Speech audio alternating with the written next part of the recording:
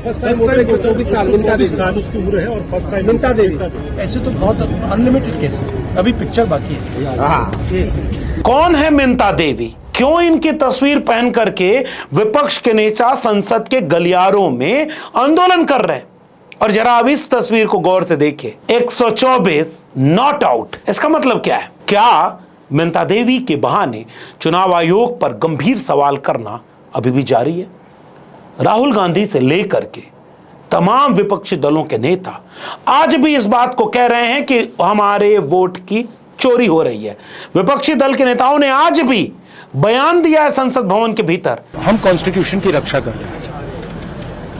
One man one vote constitution का foundation है और इलेक्शन कमीशन की ड्यूटी है कि वो one man one vote enforce करे, और उन्होंने नहीं किया, उन्होंने अपनी ड्यूटी नहीं की। फिर कहानी सुनाता हूं मिंता देवी की, कहानी सुनाता हूं बिहार के उस मताधिकार सूची की जिसमें लगभग 3 लाख लोगों का मकान नंबर गायब है। आज कहानी महाराष्ट्र के एक उस महिला की जिसकी फोटो और नाम कई एपिक नंबर के साथ वायरल होने लगे। आज कहानी चुनाव आयोग के उस धांधली की, आज कहानी विपक्ष की सक्रियता की, आज कहानी लोकतंत्र की। दुनिया भर में सार्वभौमिक वयस्क मताधिकार यूं ही नहीं मिला, लड़कर लेना पड़ा। वरना पहले वोट केवल अमीरों को, ताकतवरों को, पुरुषों को इस तरह से ही देने का अधिकार था। लेकिन बाबा साहब डॉक्टर अंबेडकर के अगुवाई में जब भारत का संविधान बना तो इसने सबको बराबरी का वोट देने का अधिकार दे दिया। और आज देश उस बराबरी के वोट के अधिकार को बचाने के लिए सड़क पर लड़ रहा है। और आज फिर जब संसद भवन के गलियारों में अपनी स्क्रीन पर गौर से देखिए, विपक्षी दलों के प्रोटेस्ट की तस्वीर साफ जाहिर कर रही है कि सरकार इस पर बहस से भाग रही है और चुनाव आयोग वोट चोरी के आरोपों पर जवाब देने की बजाय अनावश्यक तरीके से अपना बचाव कर रहा है, जिसका तर्क समझ से परे है। संसद के भीतर विपक्ष अपनी आवाज नहीं बुलंद कर सकता, लेकिन बाहर उसने पूरे देश को झकझोर कर रख दिया। और इतिहास में शायद पहली बार लगभग 300 सांसद सड़क पर नजर आए। आज फिर संसद भवन के गलियारों को गौर से देखिए, और आज मैं कहानी सुनाने जा रहा हूं एक मिंता देवी की। तो सबसे पहले जानते हैं कि मिंता देवी कौन है। ये मिंता देवी 124 साल की महिला हैं, और दिलचस्प बात यह है कि ये उन मतदाताओं में शामिल हैं जिसे नेता प्रतिपक्ष राहुल गांधी द्वारा कथित मतदाता धोखाधड़ी के मुद्दे पर दिए गए प्रेजेंटेशन में शामिल किया गया था। राहुल गांधी ने दावा किया कि 124 वर्षीय मिंता देवी हाल ही में जारी बिहार की मसौदा मतदाता सूची में मौजूद है। रिपोर्टों के मुताबिक वो दुनिया की सबसे उम्रदराज महिला एथेल कैटरहम की, जिनकी उम्र 115 साल है, उनसे भी ज्यादा उम्र की है। और मिंता देवी की उम्र है 124 साल।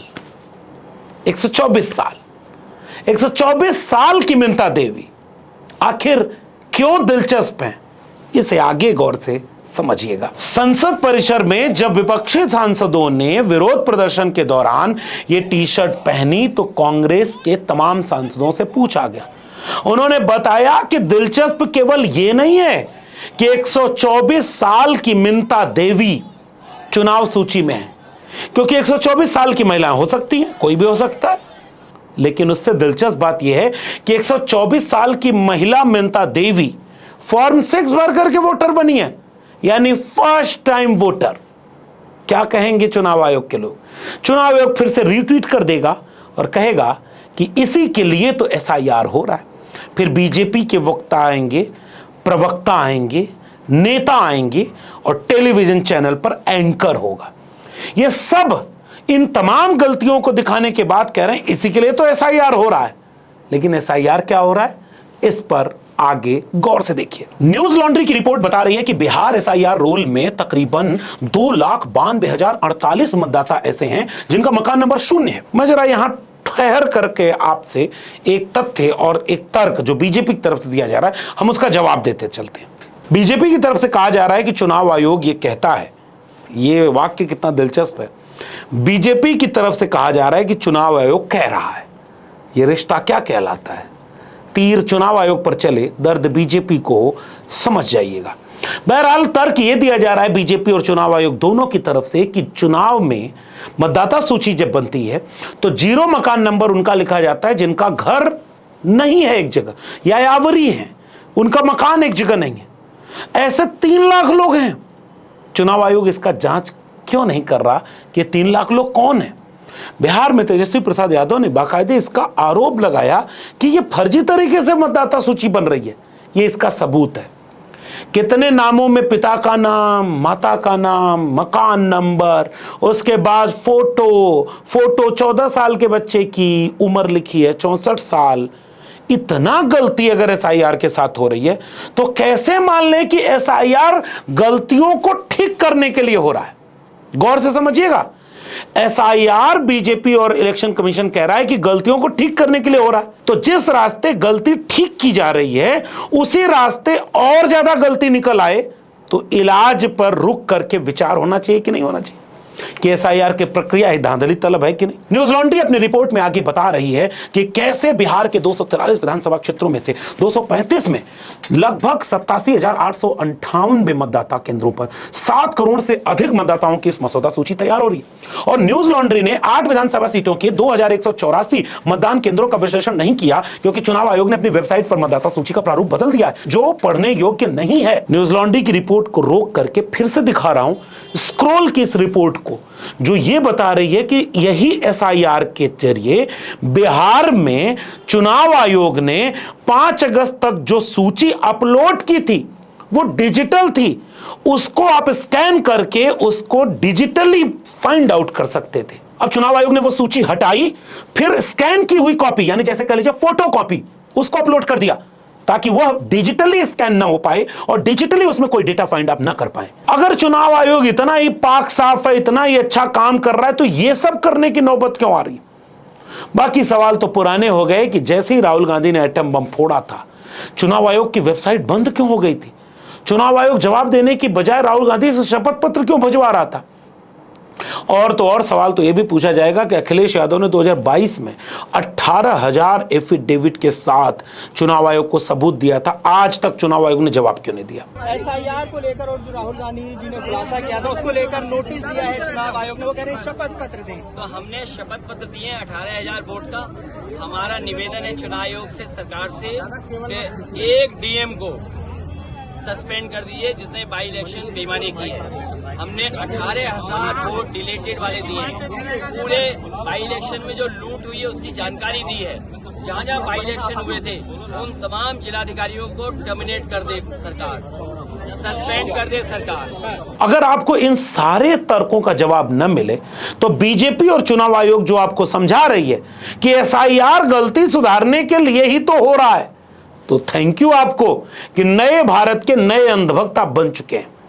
फिर से न्यूज लॉन्ड्री की रिपोर्ट पर लौटिए कि चुनाव आयोग धांधली क्या कर रहा है। न्यूज लॉन्ड्री की रिपोर्ट में बाकायदे नक्शा बना करके बताया गया है कि बिहार में ड्राफ्ट मतदाता सूची के मकान नंबर 0 वाले मतदाताओं की संख्या विधानसभा वार किस तरह से दी गई है। और जैसे ही आप उसको कर्सर घुमाएंगे तो आपको मिलेगा कि कितने जिलों में कितने लोग जिनके घर नहीं मिले हैं। गोपालगंज से लेकर के मनेर और सबसे ज्यादा ओबरा से लेकर के फॉरबिसगंज, किशनगंज से लेकर के रफीगंज तक बिहार में मतदाता सूची में इतनी गलतियां। तो बिहार की मतदाता सूची की तमाम गलतियां तो पब्लिक डोमेन में आती जा रही। चुनाव आयोग इसका जवाब क्यों नहीं दे रहा है? एक बार सोचिएगा कि जिस दिन विपक्ष के 300 लगभग 300 सांसद सड़क पर उतरे, पूरे देश में इसकी हलचल मच गई। पूरा विपक्ष नारा लगाते हुए कहने लगा वोट चोर गद्दी छोड़, बीजेपी के ऊपर नारा। आज संसद भवन जब चलनी हुई तो बीजेपी ने क्यों नहीं किया कि आजाद भारत में इतना बड़ा प्रोटेस्ट हो रहा है और अभी तो ठीक ठाक 10 दिन बचे हैं लगभग संसद के। प्रधानमंत्री आकर बैठते, लोकसभा और राज्यसभा दोनों में होता कि आइए चर्चा करेंगे एसआईआर पर। जैसे चर्चा आपने पहलगाम पर की, जैसे चर्चा आपने ऑपरेशन सिंदूर पर की, वो भी विपक्ष मांग कर रहा था। 1 हफ्ते बाद की तो 1 हफ्ते बाद एसआईआर पर कर लेते। लेकिन चर्चा संसद में नहीं होगी और सुनने में यह आ रहा है कि संसद सत्र जो अभी लगभग 10 दिन बचा है उसको और जल्दी खत्म कर दिया जाए ताकि संसद में जवाब न देना पड़े। और जिस दिन विपक्ष के 300 सांसद सड़क पर उतरे, कोई महिला बेहोश हुई तो कोई सांसद बैरिकेटिंग लांग गया, लांग गया वो तानाशाह और जुल्म ज्यादती की उन तमाम दीवारों को जो लोकतंत्र की खात्मे के समय विपक्ष को रोकने के लिए खड़ी की गई थी। इस पूरे ऐतिहासिक आंदोलन में मीडिया की भूमिका क्या रही? नंबर 1 देखिएगा, कितने अखबारों में हेडलाइन बनी, कितने टीवी चैनलों पर प्राइम टाइम डिबेट हुआ, और वो लोग कहां हैं जो लोग ये पूछते थे कि विपक्ष कहां है? तो विपक्ष तो सड़क पर है। सदमे में टेलीविजन चैनल क्यों है? सदमे में बीजेपी क्यों है? ये सवाल आज जनता पूछ रही है। अब जरा एक और दिलचस्प बात देखिए, पूरे दिन विपक्ष सड़क पर उतरा, नारे लगाया, बसों में ठूस कर ले गया, पुलिस के द्वारा थाने में बिठाया गया, थाने के भीतर आंदोलन किया, थाने से निकलकर फिर संसद लौटा, फिर आंदोलन किया। पूरे दिन विपक्ष सड़क पर खड़ा रहा, तेवर के साथ खड़ा रहा। और चुनाव आयोग क्या कर रहा था? गौर से चुनाव आयोग का एक्स यानी ट्विटर अकाउंट देखिए, सबूत के लिए लिंक भेज रहा है। आप सोचिए, कांग्रेस कोई आरोप लगाए, सपा कोई आरोप लगाए, आरजेडी कोई आरोप लगाए, कम्युनिस्ट पार्टियां कोई आरोप लगाए, तो चुनाव आयोग क्या कर रहा है? लिंक दे रहा है। और लिंक को जैसे ही आप खोलेंगे तो उसमें नियम बताएगा कि देखो ये नियम गलत है, आप मिसलीड कर रहे हैं, आप आरोप गलत लगा रहे हैं। और चुनाव आयोग नियम बता रहा है। जो आरोप लगाया जा रहा है उसका जवाब चुनाव आयोग नहीं दे रहा है। और आज तक प्रेस कॉन्फ्रेंस करके, आप कल्पना करिए कि चुनाव आयोग के ऊपर अब तक के इतिहास का इतना बड़ा आरोप लग गया, इतना बड़ा आरोप कि भाई तुम बीजेपी के एजेंट बन गए हो, तुम संविधान नहीं मान रहे। जब संविधान ही नहीं मान रहे हो तो चुनाव आयोग का मतलब क्या? होना क्या चाहिए था कि चुनाव आयोग सार्वजनिक तौर पर प्रेस कॉन्फ्रेंस करके एक एक सवाल और विपक्ष के आरोप का जवाब दे देता, विपक्ष गलत साबित होता तो विपक्ष के ऊपर कार्रवाई करता और चुनाव आयोग की प्रतिष्ठा को वापस स्थिर करता। चुनाव आयोग क्या कर रहा है? वेबसाइट बंद। चुनाव आयोग कह रहा है मिसलीडिंग, गलत फैक्ट। तो सही फैक्ट देकर के गलत फैक्ट नहीं कर रहा है, नियम बता रहा है। और बीजेपी क्या कर रही है? बार बार केवल एक तर दे रही है कि जी हां ये सारी गलतियां थीं, इसीलिए तो एसआईआर हो रहा है। ये जो न्यूज लॉन्ड्री से लेकर के तेजस्वी प्रसाद, कांग्रेस, माले, इन पार्टियों के जितने सवाल एसआईआर पर पूछे जा रहे हैं उनका जवाब क्यों नहीं दे रही है? कि जब जैसे मान लीजिए आप एक डॉक्टर के पास गए, डॉक्टर कह रहा है कि बीमार हैं, तो आप कह रहे हो कि पैर में बीमारी थी, माथा का इलाज कर रहे हो, तो कह रहा है कि एक जगह से बीमारी का इलाज शुरू हुआ, फिर पूरे बीमारी को ठीक करने का इलाज होगा। तो चलो पैर वाले कह रहे हैं कि चलो माथा का इलाज हो रहा, ठीक हो रहा है। माथा में दर्द बाएं था और तुम्हारे इलाज के बाद दाएं भी हो गया, तो रुकोगे ना? डॉक्टर से पूछोगे ना कि डिग्री दिखाओ, इलाज कैसे कर रहे हो, दवाई दिखाओ, क्योंकि इलाज ठीक होने के बजाय दूसरी जगह से बीमारी शुरू हो गई। एसआईआर ये कर रहा है।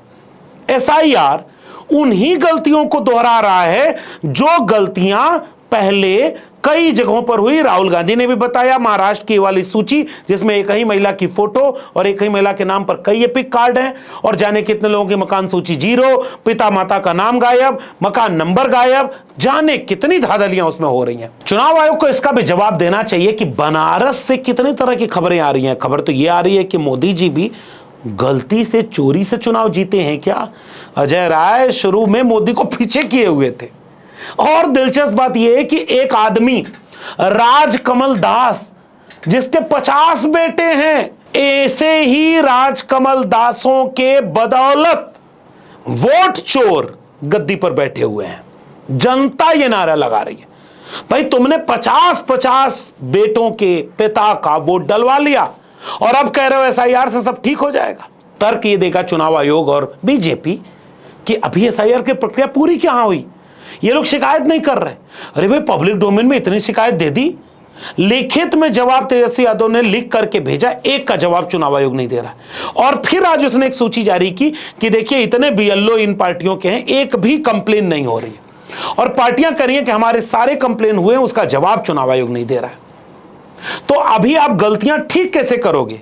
और फिर जब सितंबर में नई सूची आएगी तो क्या वाकई उसमें कोई गलती नहीं होगी?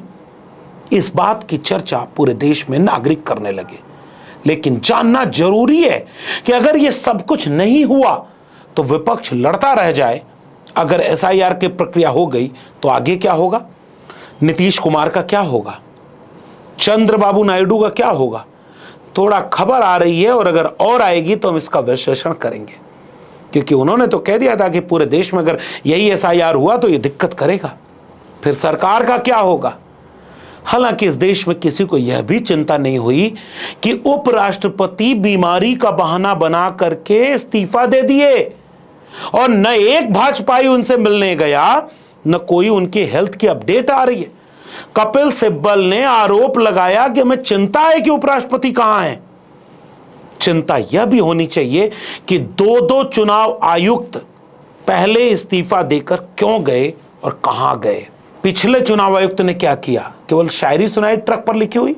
और वर्तमान चुनाव आयुक्त क्यों जवाब नहीं दे रहे। जाते जाते राहुल गांधी की इस बात को मैं छोड़े जा रहा हूं आपके लिए कि जो लोकतंत्र का गला घोट रहा है, जो संविधान की हत्या में शामिल हो रहा है, उसका हिसाब तो बनता है, चाहे वो रिटायर हो जाए, चाहे वो कहीं चला जाए, क्योंकि यह तो किसी को बर्दाश्त नहीं होगा। अब बीजेपी और चुनाव आयोग दोनों कहेगा कि आप धमका रहे हैं। नहीं साहब, जनता गर्दन कटाकर जो आजादी हासिल की हो, कुर्बानी देकर, फांसी पर लटककर, गोली खाकर, उस आजादी को संविधान ने एक रास्ता बनाया और आप संविधान को अगर कुचल देंगे, मार देंगे, तो जनता गुस्से में प्रतिरोध तो करेगी। आप ये मत सोचिए कि सिर्फ बेंगलोर में हुआ है, ये देश में अलग अलग कंस्टिट्यूंसीज में हुआ है और इलेक्शन कमीशन जानता है। इलेक्शन कमीशन जानता है कि वो उसका जो डेटा है वो फटेगा। जो उसको अभी वो कंट्रोल करने की कोशिश कर रहा है, छुपाने की कोशिश कर रहा है, उसको हम निकाल देंगे, ठीक है, और वो फटेगा, वो जानता है। और 300 सांसद ने जो कल प्रतिरोध किया, मुझे लग रहा है वो आगाज है और अभी प्रतिरोध और बढ़ेगा। अच्छा यह है कि चुनाव आयोग प्रेस कॉन्फ्रेंस करे, एक एक आरोप का जवाब दे, लोकसभा में चर्चा हो, प्रधानमंत्री जवाब दें और भटकाने के लिए कहीं किसी मस्जिद पर हमला या पाकिस्तान की तरफ से तनाव वाला बयान न दिलवाया जाए, क्योंकि अब जनता सब समझ रही है।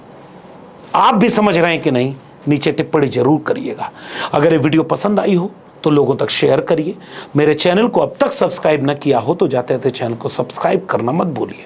बेल आइकॉन यानी घंटी की बटन दबाएंगे तो अगली वीडियो की सूचना मिलेगी। ज्वाइन करेंगे तो हमें ताकत और हिम्मत मिलेगी। अगर आप इस वीडियो को ट्विटर यानी एक्स या फेसबुक पर देख रहे हैं तो फॉलो करना मत भूलिए। फिर मिलेंगे ऐसे ही जरूरी संविधान और देश के जरूरी मसलों पर अपनी टिप्पणी के साथ। तब तक के लिए बहुत बहुत धन्यवाद।